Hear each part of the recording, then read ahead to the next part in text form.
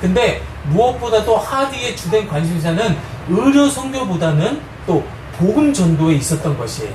그래서 원산 부흥 운동은 캐나다 출신 의료 선교사인 하디에 의해서 시작된 것입니다.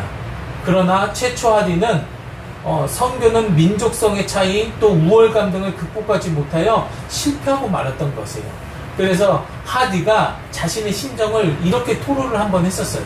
나는 지난 3년 동안 강원도의 교회가 세워진 지경터에서 애써 일하였으나 거기서 선교사업에 실패했다. 또 이 실패감은 헤아릴 수 없는 나에게 타격감을 주었고 모든 선교 활동을 포기할 수밖에 없는 기진맥진한 상태에 이르게 되었다라고 이렇게 고백하고 있었어요. 근데 참 이게 하나님의 역사가 놀라운 게 뭐냐면은 이 무렵에 화이트 선교사가 한국에 왔었고 또 맥컬리 또 저대인이 함께한 기도회에서 선교사 하디는 설교 준비를 하면서 정말로 벅찬 은혜와 깨달음을 얻게 된 것이에요.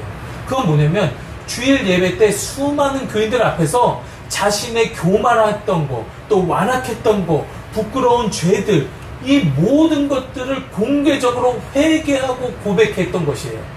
그래서 하디는 그 모든 선교의 실패감을 그들의 불안 속에, 자신의 불안 속에 몰아넣었으나 자신 스스로의 부족함을 깨닫고 진정한 성령의 충만함으로 거듭나게 되었던 사실인 것이에요. 그래서 하디의 회개과 고백으로 인해서 그곳에 함께한 사람들의 마음문이 열리게 되었던 계기가 되었던 것입니다. 특히 그 자리에 함께한 선교사들도 모두 다 하디의 고백들을 다 공감했었어요. 그래서 하디 자신의 놀라운 경험이 자연스레 주변에 영향을 미치게 되었던 것입니다. 그래서 이처럼 강력한 부흥운동은 바로 회개를 통해서 일어나게 되었던 것이에요.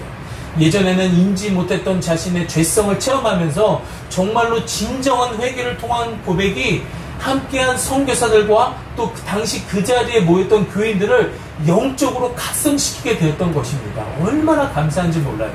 참으로 오랫동안 원했던 바로 그 죄의식과 회개를 통한 당시 조선의 부흥의 물결이 시작되었던 것도 바로 하디의 회심이 있었기 때문이었던 것입니다.